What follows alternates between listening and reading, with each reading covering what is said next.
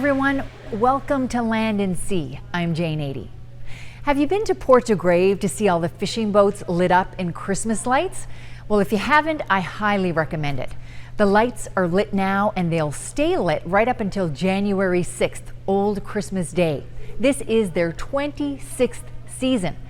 And if you don't know the story behind why that community lights up their fishing boats, stay tuned. Today, we bring you a show we did a decade ago about the annual tradition.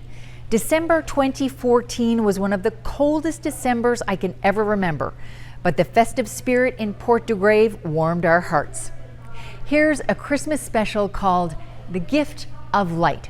A very Merry Christmas to all our viewers.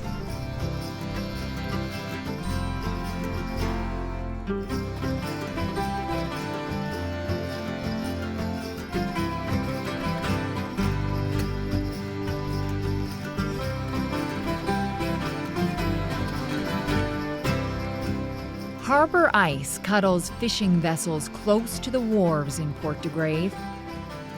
This prosperous Conception Bay community has a long history of life at sea, and its multicolored boats delight tourists all year round. But there's one season when Port de Grave becomes even more vibrant. It's because of a tradition that began with this man back in 1995. Fisherman Eric Lear felt the waterfront could use a festive flair. So he lit up his longliner in the spirit of the season.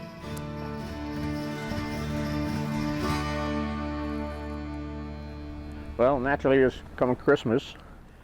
I got this brainwave anyway to put a couple of strings of Christmas lights from the stem of her up to the top of the spar and down the other side. And I don't know, it was 3 strings I put on. And that's where it all started. Most in Port de Grave make an effort to decorate their houses for the season. Sure, even the sheds are dressed up this time of year.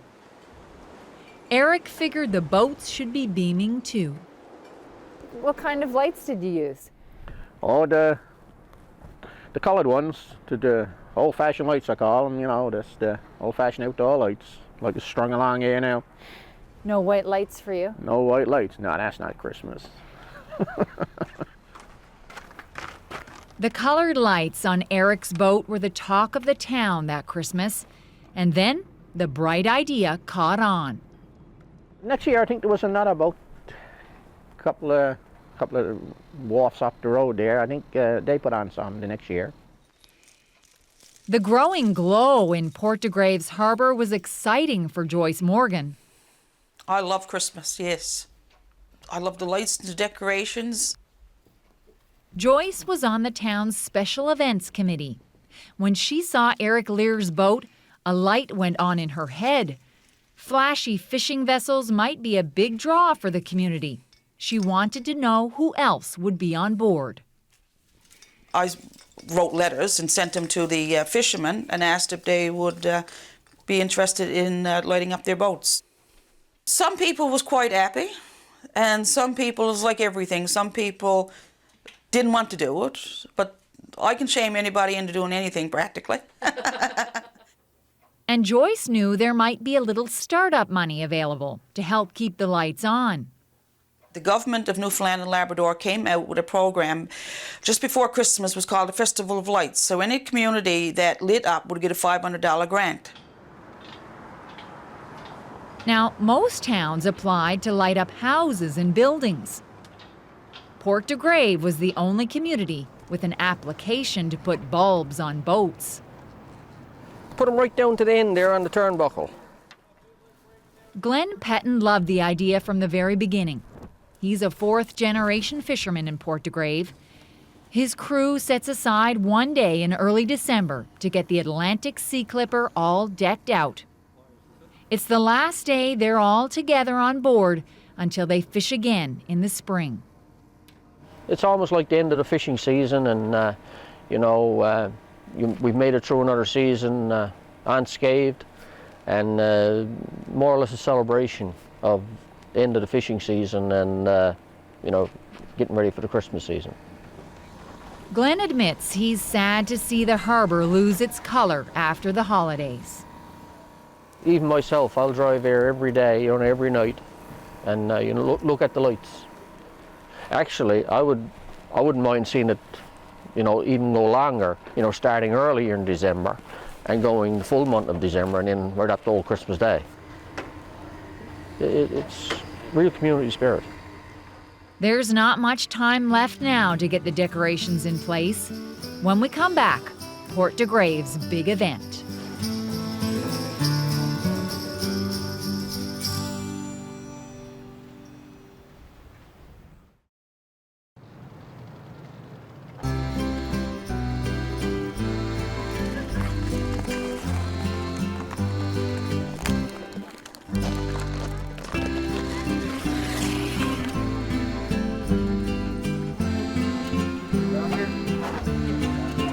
A lot of people don't put up Christmas lights until mid-December.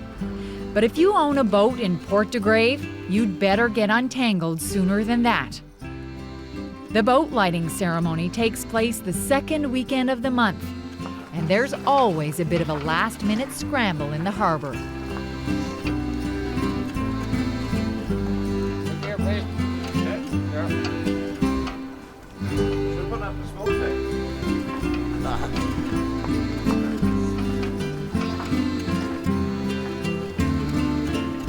Just about every boat owner makes an effort. Vessels even come from outside Port de Grave to be part of the big event. Organizer Joyce Morgan says all are welcome to join in the tradition. We have boats coming from over in Portugal Cove, and they always light up their boats. And we got several boats that come from Labrador. And when they come in, they have their lights on. They're ready for the boat lighting. From Eric Lear's lone longliner, the harbor now fills up with Christmas color.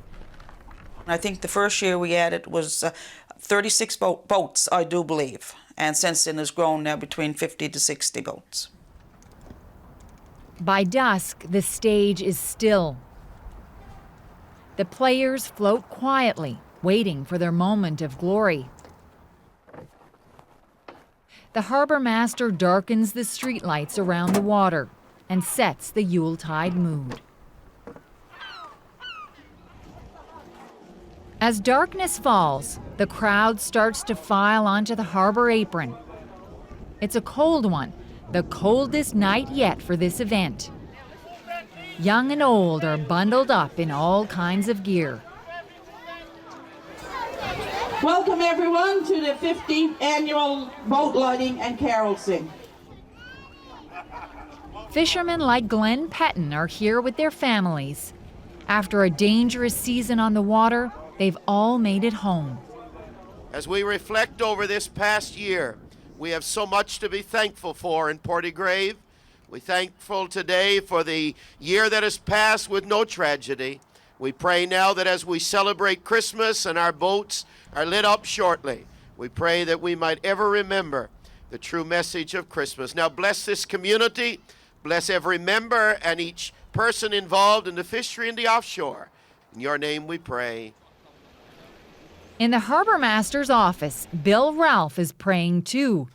Praying it all goes according to plan as he gets ready to light up the harbor and the faces of all who've gathered. Here we go, and I hope everything works. With a few clicks of a mouse, the beauty begins.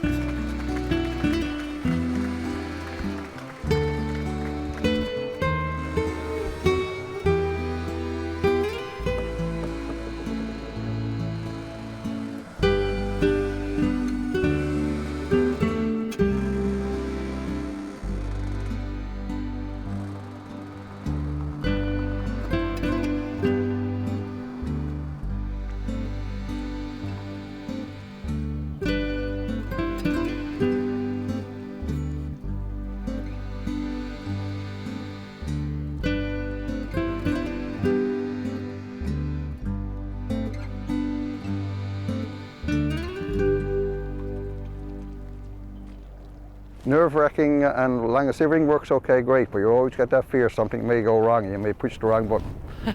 Has it happened before? For a few minutes, not too long. Yeah. Moments of panic? It was for me. The boat lighting is the spectacle of the season. Bill says light lovers from all over come to bask in the brilliance. It has caused traffic jams. It's been bumper-to-bumper traffic, and sometimes we've had to guide people, help them out to go around the harbour in case of accidents or anything, to avoid accidents.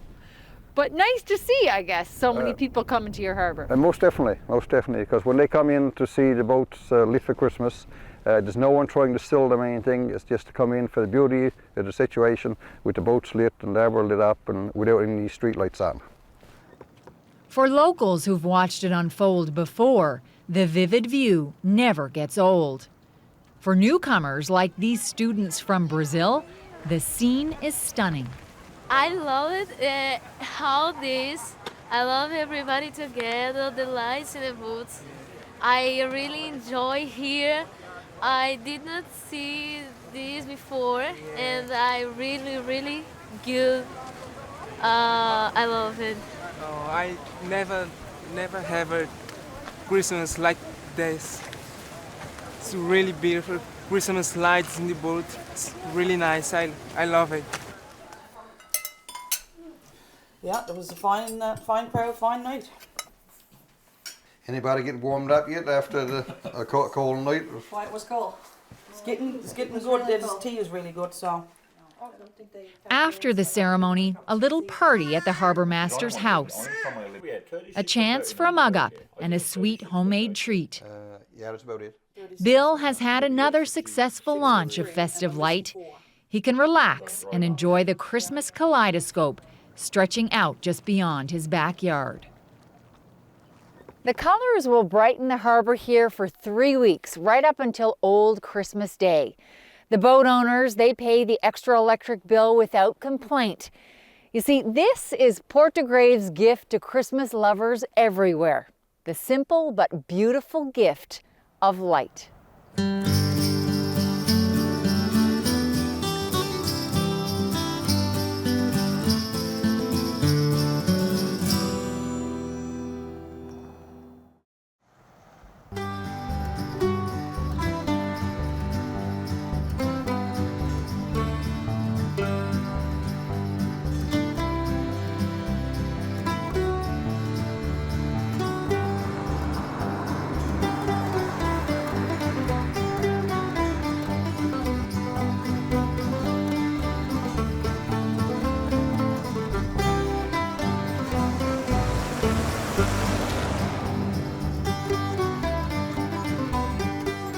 There are impressive light shows on lawns all over Portagrave.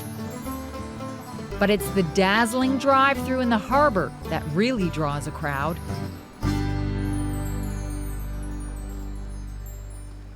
Photographers like Michael Windsor snap up the site. I had to come out and see what that's all about, and I'm amazed by how beautiful it is. It's really cold, but it's definitely worth the trip. The colorful captures are Conception Bay eye candy. Michael says the sound is a treat for the senses too.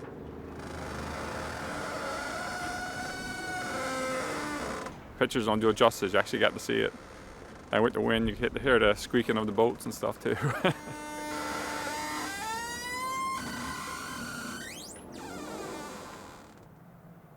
The people in this house, right at the base of the harbor, see and hear all. Another one gone down.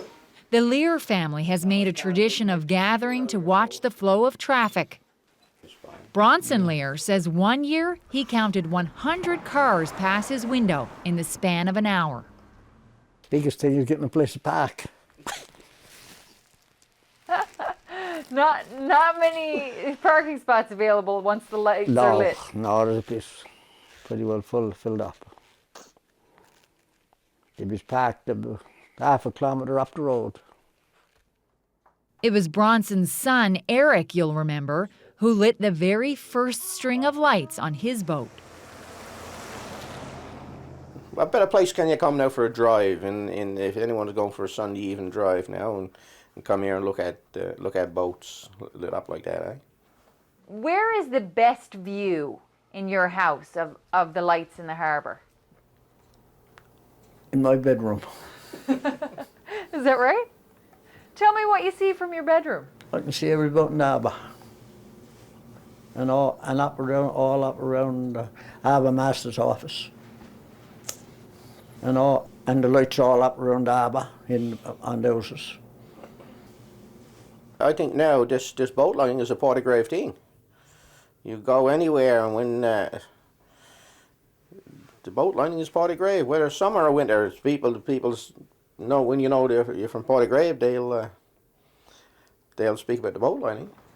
So it'd be nice, you know, it's nice if they keep it up, you know, and like I say, it draws people together, and people look forward to it.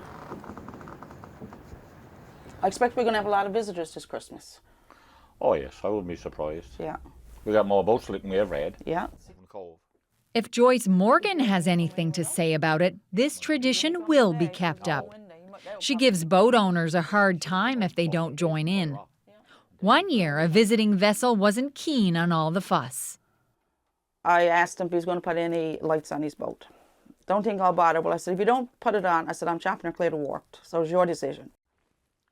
For Joyce and her husband Don, it's about community spirit. Port de Grave's shining moment. People light up their houses and light up the lawns. We got boats. And I mean, it's different. I mean, every community haven't got boats. We have. So we're blessed in that respect. And it's nice. So it's really different. You go anywhere and see houses decorated. You go anywhere and see trees decorated. But you can't go everywhere and see boats lit up. You've got to be in a fishing community. And Joyce is proud to share the light with those who can't be here in person. My pictures have gone all over the world.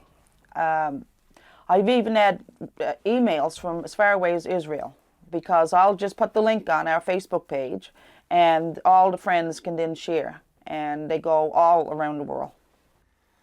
Joyce and Don try and share as much happiness as they can these days. They never let life's worries get them down.